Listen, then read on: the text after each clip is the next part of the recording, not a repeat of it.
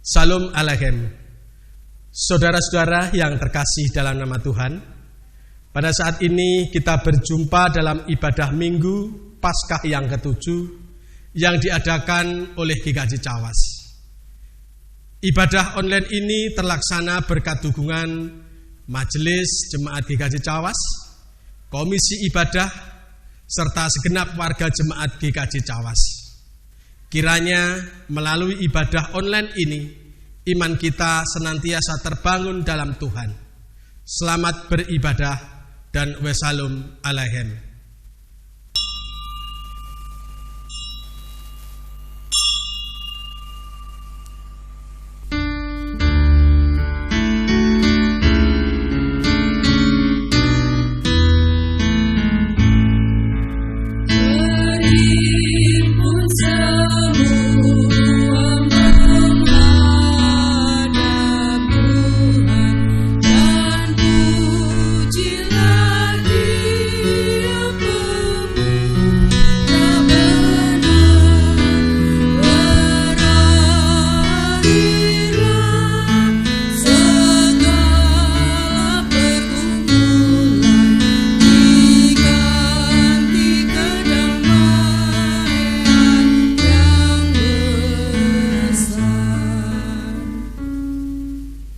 Ibadah ini berlangsung dalam pengakuan bahwa pertolongan kita adalah di dalam nama Tuhan yang menjadikan langit dan bumi, yang dengan kasih setianya tidak pernah meninggalkan segala ciptaannya.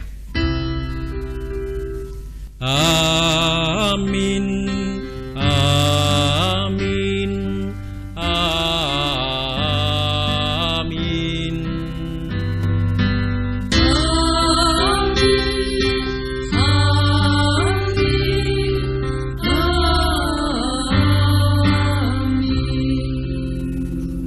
Damai Kristus besertamu. Dan besertamu juga. Doa adalah napas hidup orang beriman.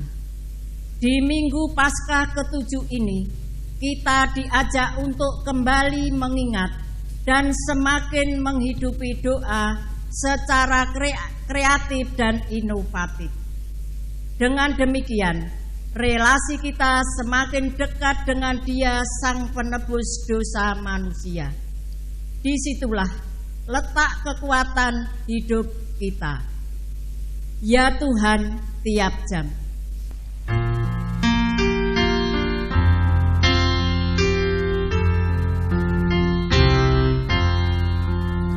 Ya Tuhan, tiap jam.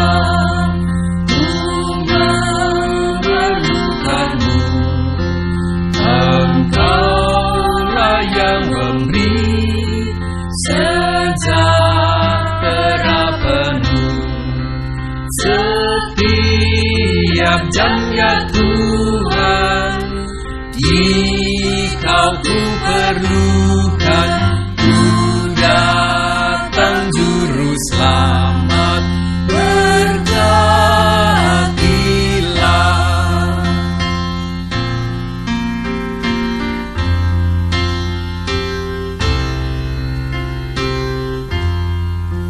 Ya Tuhan, tiap jam dampingi hamba-Mu. Jikalau Kau dekat, enyap penggodaku. Setiap jam ya Tuhan, Dikau ku perlukan, ku datang juru selamat, berkatilah. Kita memasuki pengakuan dosa. Saudara-saudara, dalam hidup ini kita sering kurang menghidupi doa. Kita lebih sibuk dengan pekerjaan, dunia medsos, bahkan hobi kita.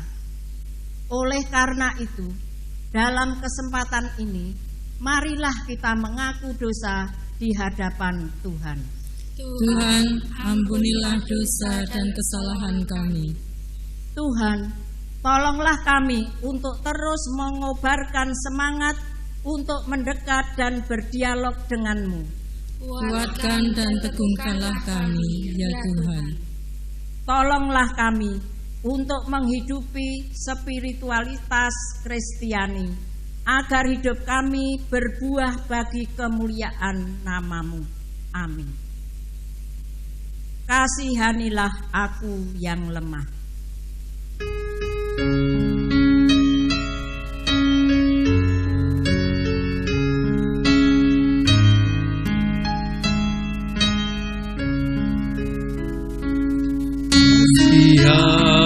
Kasihanilah aku yang lemah, ya Tuhan Maha Kuasa.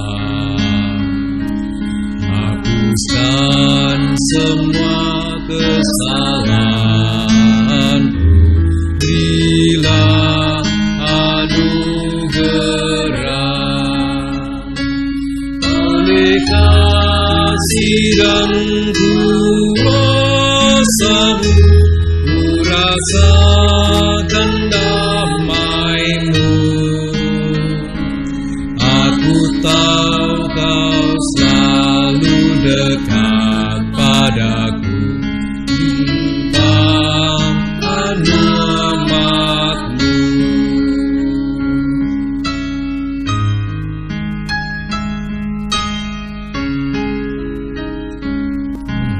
Aku sadari dosaku dan segala kekuranganku, namun kasih-Mu tetap padaku, sucikan diriku. Ku serahkan seluruh hidupku padamu, Tuhan yang benar. Hatiku selalu bersyukur, bergemar dan berbahagia.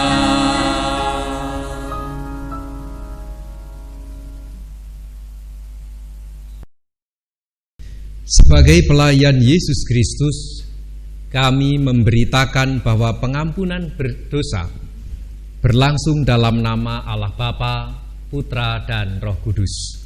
Amin. Firman Tuhan di dalam Injil Yesus Kristus menurut Matius pasal 11 ayat 28-30 berbunyi, "Marilah kepadaku semua yang letih lesu dan berbeban berat, aku akan memberi kelegaan kepadamu. Pikulah kuk yang kupasang dan belajarlah padaku, karena aku lemah lembut dan rendah hati, dan jiwamu akan mendapat ketenangan. Sebab kuk yang kupasang enak dan bebanku pun ringan." Demikian berita anugerah dari Tuhan. Syukur kepada Allah. Kemuliaan bagi Bapa, Putra, dan Roh Kudus, seperti semula, kini dan terus, dan kekal selama-lamanya.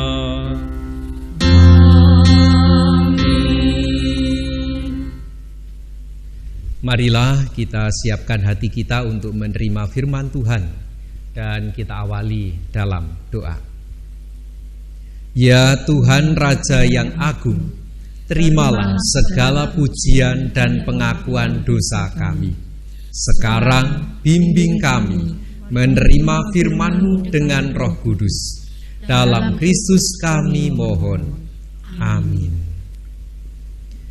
Pembacaan firman Tuhan pada saat ini diambil dari Kisah Para Rasul pasal yang pertama ayat 6-14. Inilah sabda Tuhan melalui hamba-Nya. Maka bertanyalah mereka yang berkumpul di situ, "Tuhan, maukah Engkau pada masa ini memulihkan kerajaan bagi Israel?" Jawabnya, engkau tidak perlu mengetahui masa dan waktu yang ditetapkan Bapa sendiri menurut kuasanya. Tetapi kamu akan menerima kuasa kalau Roh Kudus turun ke atas kamu, dan kamu akan menjadi saksiku di Yerusalem dan di seluruh Yudea dan Samaria dan sampai ke ujung bumi. Sesudah ia mengatakan demikian, terangkatlah ia disaksikan oleh mereka, dan awan menutupnya dari pandangan mereka. Ketika mereka sedang menatap ke langit waktu ia naik itu, tiba-tiba berdirilah dua orang yang berpakaian putih dekat mereka dan berkata kepada mereka, "Hai orang-orang Galilea, mengapakah kamu berdiri melihat ke langit? Yesus ini yang terangkat ke surga meninggalkan kamu akan datang kembali dengan cara yang sama seperti kamu melihat dia naik ke surga." Maka kembalilah rasul-rasul itu ke Yerusalem dari bukit yang disebut Bukit Zaitun, yang hanya seperjalanan sabat jauhnya dari Yerusalem. Setelah mereka tiba di kota, naiklah mereka ke ruang atas, tempat mereka menumpang. Mereka itu ialah Petrus dan Yohanes, Yakobus dan Andreas, Filipus dan Thomas, Bartolomeus dan Matius, Yakobus bin Alfeus dan Simon orang Zelot, dan Yudas bin Yakobus.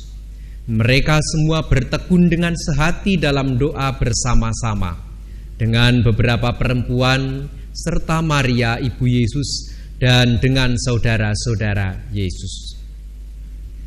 Demikianlah sabda Tuhan. Yang berbahagia ialah mereka yang merenungkan serta melakukan dalam hidup hari lepas hari. Amin.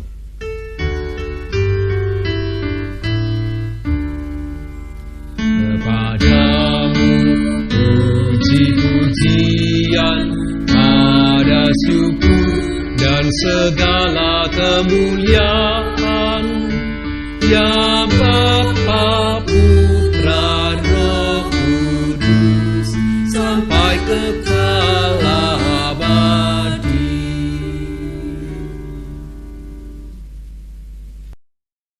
Salam alaikum, saudara-saudara.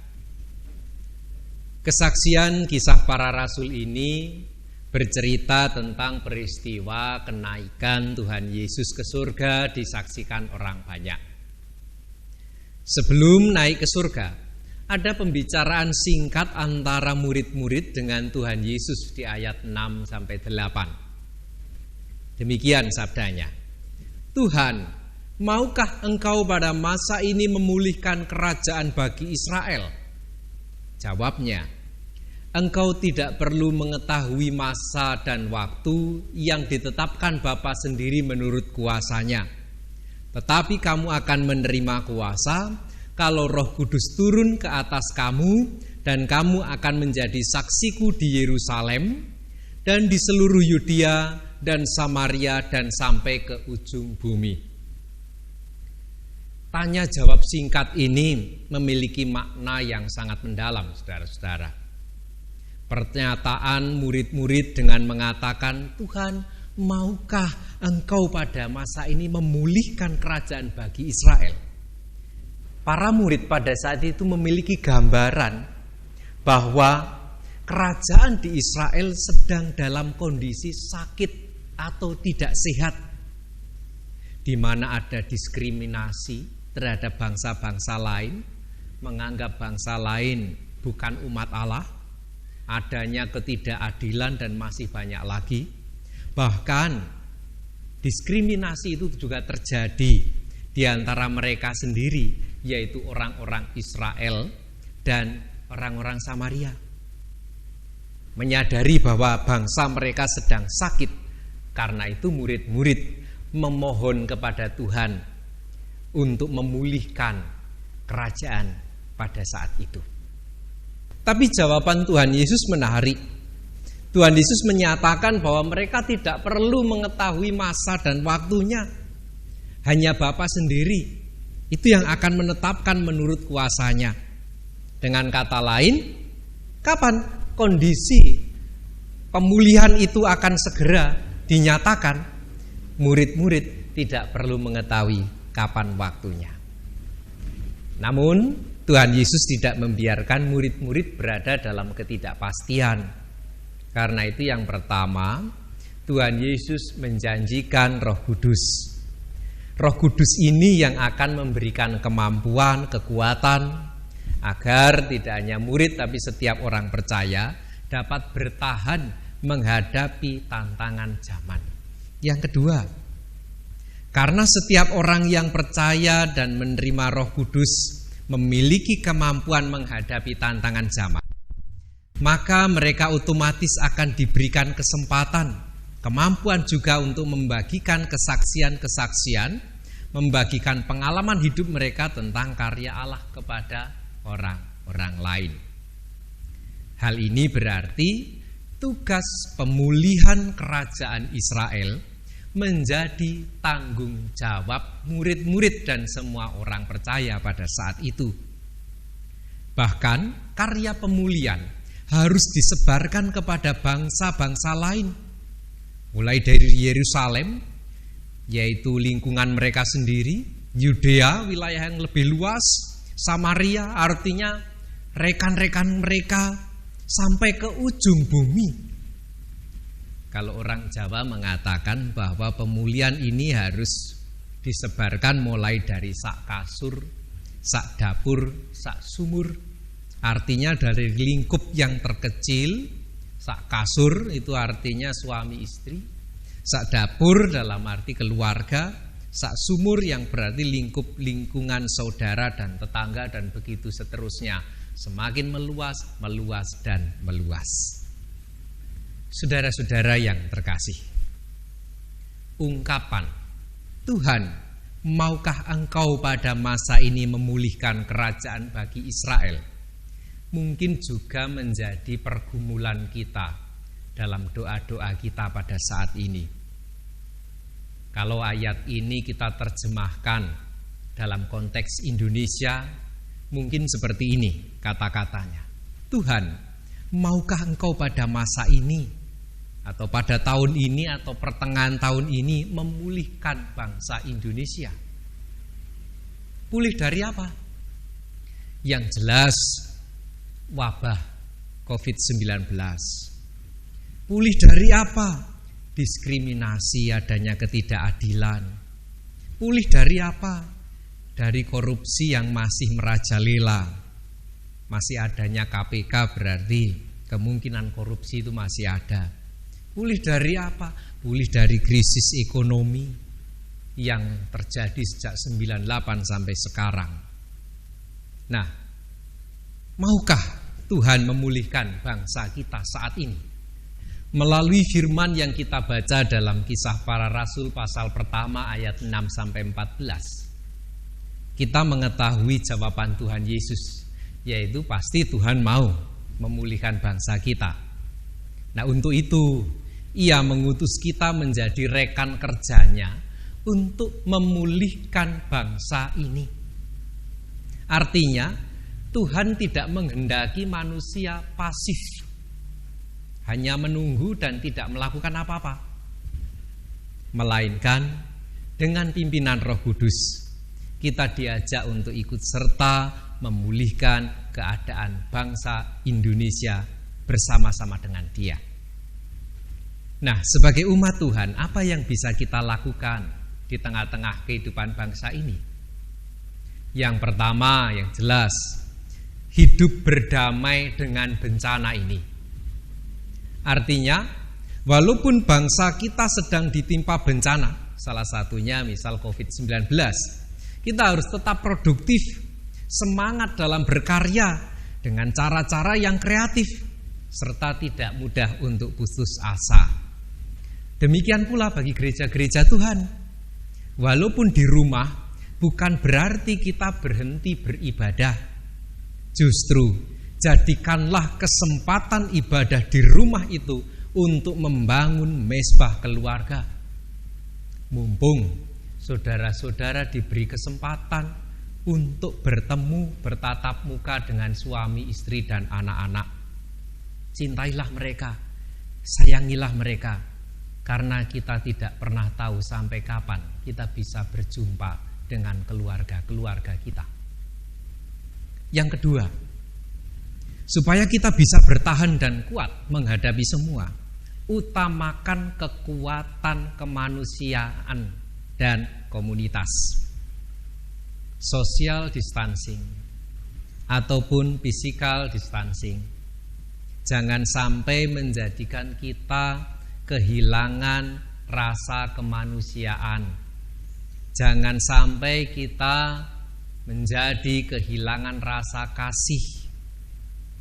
Cara-cara kita menolong orang lain, cara-cara kita menerapkan isolasi mandiri kepada keluarga atau tetangga kita, tentunya ya dengan cara yang manusiawi atas dasar kasih, bukan jijik apalagi menjauhi. Lalu begitu juga sikap-sikap kita kepada rekan-rekan kita, tenaga kesehatan, ya mari kita dukung dalam doa, tenaga dan apapun itu. Kekuatan komunitas. Lalu yang ketiga, kita senantiasa mengandalkan kekuatan Tuhan di atas kepandaian dan kekuatan manusia. Di beberapa pemberitaan media massa, sejak terjadinya bencana COVID-19, para ahli berlomba-lomba untuk membuat vaksin. Bahkan ada yang mengklaim vaksin itu akan jadi, ya, bisa diterapkan di dalam tubuh manusia tahun 2021. Tentu ini berita yang menggembirakan. Akan tetapi jangan sampai hal itu menjadikan kita jumawa dan merasa bisa mengatasi semua hanya dengan kekuatan manusia. Kita harus percaya bahwa segala kekuatan manusia itu, kemampuan manusia juga berasal dari Allah. Allah lah yang memakai kita, memakai orang-orang kepercayaan kita untuk mendatangkan berkat bagi kita semua dan bangsa ini. Lalu yang terakhir, kita mau mengawali semua langkah-langkah pemulihan dari diri kita sendiri, keluarga, dan berangsur meluas kepada orang-orang di sekeliling kita. Mulai dari menjaga kesehatan keluarga, kedisiplinan mentaati aturan yang ada tanpa meninggalkan sisi peri kemanusiaan. Jangan karena melihat orang lain tidak taat, kemudian kita mengikutinya. Justru tumbuhkanlah kesadaran ketaatan itu dalam diri kita dan keluarga kita, agar kita menjadi teladan bagi yang lain. Dengan menjadi teladan bagi yang lain, sebenarnya kita sudah menjadi saksi Kristus di tengah kehidupan kita. Kiranya Tuhan memampukan kita semua. Haleluya. Amin. Kita masuk dalam saat teduh.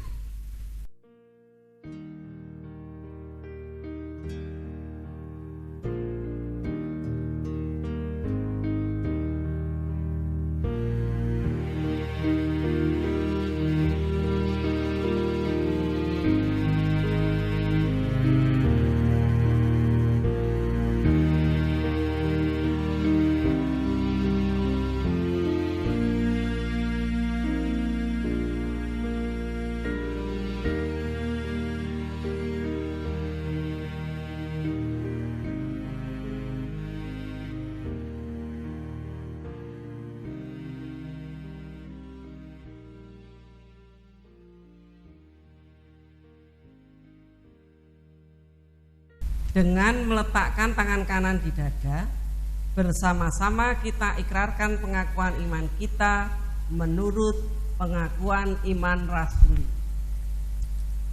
Aku percaya kepada Allah Bapa yang Maha Kuasa, Khalik langit dan bumi, dan kepada Yesus Kristus anaknya yang tunggal Tuhan kita, yang dikandung daripada Roh Kudus, lahir dari anak darah Maria, yang menderita di bawah pemerintahan Pontius Pilatus, disalibkan, mati dan dikuburkan, turun ke dalam kerajaan maut.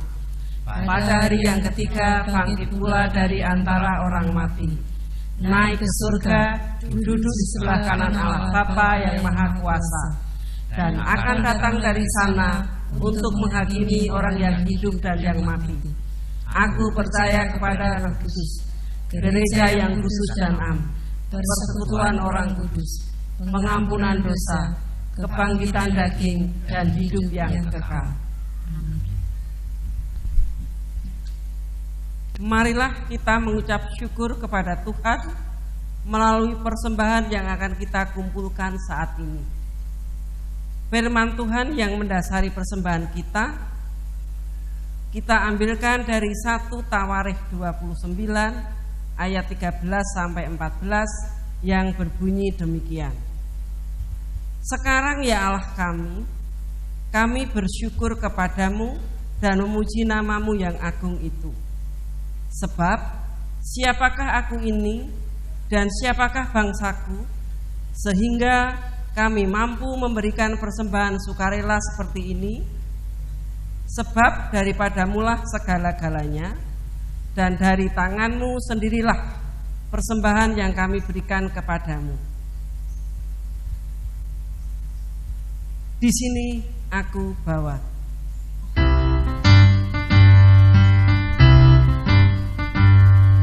Sini aku bawa Tuhan, persembahan hidupku semoga berkenan. Berapalah nilainya Tuhan dibandingkan berkat-Mu yang telah Kau limpahkan.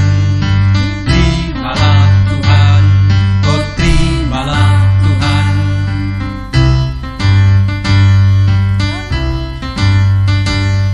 Tanganku yang kecil ya Tuhan, belum mencari makan sendiri ya Tuhan. Terimalah hatiku Tuhan, menjadi persembahan yang Tuhan berkenan. Terimalah Tuhan, oh terimalah Tuhan. Marilah kita masuk dalam doa syafaat dan persembahan. Saya hantarkan. Allah Bapa kami yang di surga, yang berkarya dalam Kristus Yesus Juru Selamat dunia, dan yang senantiasa menuntun dalam Roh Kudus. Kami saat ini di hadapan-Mu mengucap syukur atas nafas kehidupan, atas makanan minuman, atas kesehatan, atas keluarga, atas pekerjaan yang telah Engkau berikan. Di hadapan-Mu ini, kami juga ingin mengakui setiap kelemahan kami, karena belum mampu melakukan firman-Mu dengan sepenuhnya. Ya Tuhan, ampunilah kami. Berikanlah kami Roh Kudus-Mu selalu, agar kami dapat senantiasa memiliki motivasi, kemauan, hasrat untuk melakukan setiap perkataan-perkataan-Mu yang hidup. Di hadapan-Mu ini, kami juga memohon kekuatan, agar bangsa-bangsa dapat bersatu untuk menanggulangi pandemi yang sedang terjadi. Juga kami mohon, berilah pemulihan bagi bangsa kami. Pemulihan dari pandemi COVID-19 dan semua bencana yang terjadi, terutama bagi mereka yang menderita sakit penyakit di rumah sakit. Pulihkan saudara-saudara kami, pulihkan juga semangat dan kekuatan serta tenaga kesehatan dan setiap unsur yang mengusahakan kesembuhan terjadi. Berilah pemulihan kepada bangsa kami dalam hal perekonomian yang kian mengkhawatirkan, yang dialami banyak orang akibat pembatasan-pembatasan sosial yang harus kami lakukan. Berilah pemulihan bangsa kami dalam hal relasi antar keluarga, Mungkin ada saudara-saudara kami yang saat ini belum bisa berjumpa dalam relasi fisik. Suami, istri, anak-anak, keluarga besar. Kami mohon Tuhan, bagi keluarga-keluarga yang masih diberikan kesempatan untuk berjumpa dalam relasi keluarga, mampukan setiap anggota keluarga menghargai setiap perjumpaan yang bisa dilakukan. Tuhan, berilah pemulihan bagi bangsa kami dalam konteks psikologis, bagi orang-orang yang mengalami tekanan hidup. Karena kami sadar kondisi bangsa ini membawa banyak konsekuensi psikologis bagi banyak orang tanpa terkecuali. Begitu juga pulihkan rohani kami yang sementara waktu belum bisa bersekutu memuliakan nama-Mu dalam tempat-tempat ibadah. Tuhan, kami mohon pemulihan-Mu. Di hadapan-Mu kami juga serahkan setiap persembahan-persembahan, yaitu hidup kami. Pakailah kami sebagai alat-Mu menjadi saksi-Mu di tengah-tengah dunia ini. Inilah Tuhan doa-doa kami. Dalam nama Allah yang berkarya dalam Kristus Yesus serta penyertaan Roh Kudus, kami berdoa.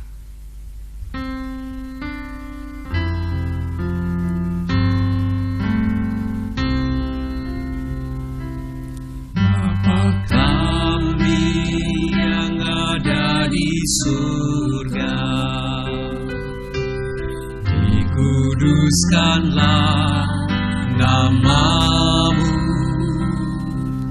datanglah kerajaan-Mu, jadilah kehendak-Mu di bumi seperti di surga.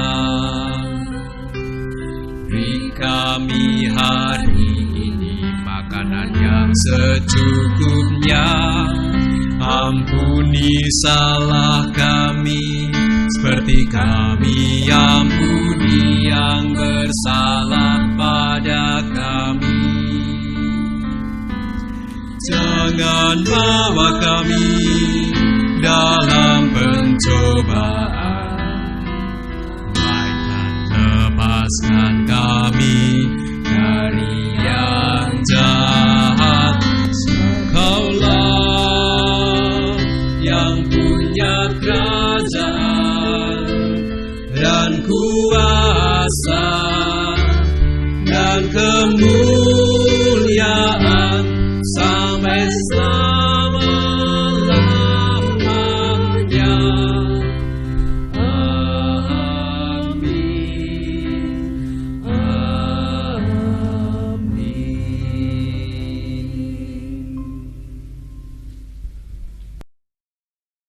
Saudara, dunia ini penuh dengan tantangan dan godaan.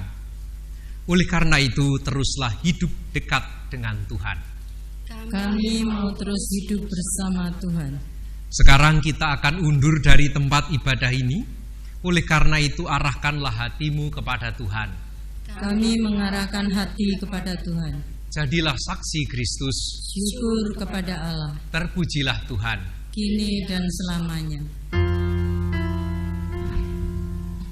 Damai sejahtera Allah yang melampaui segala akal akan memelihara hati dan pikiranmu dalam Kristus Yesus.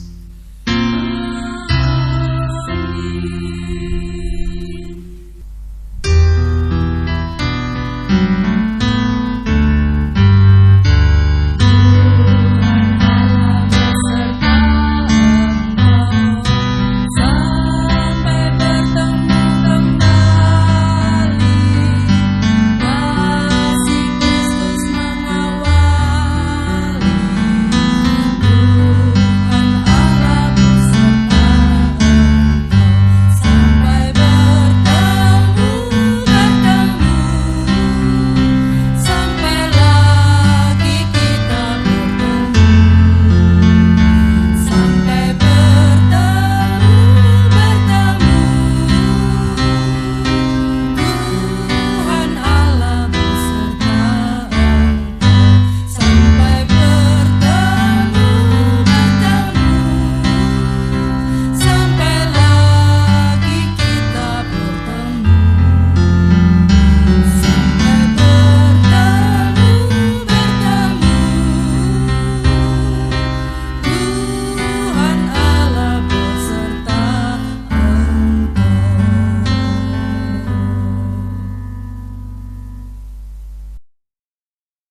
Jemaat yang dikasihi Tuhan, ibadah Minggu 24 Mei 2020 telah selesai. Kiranya kasih karunia Allah senantiasa menyertai dalam hidup kita. Tuhan memberkati. Amin.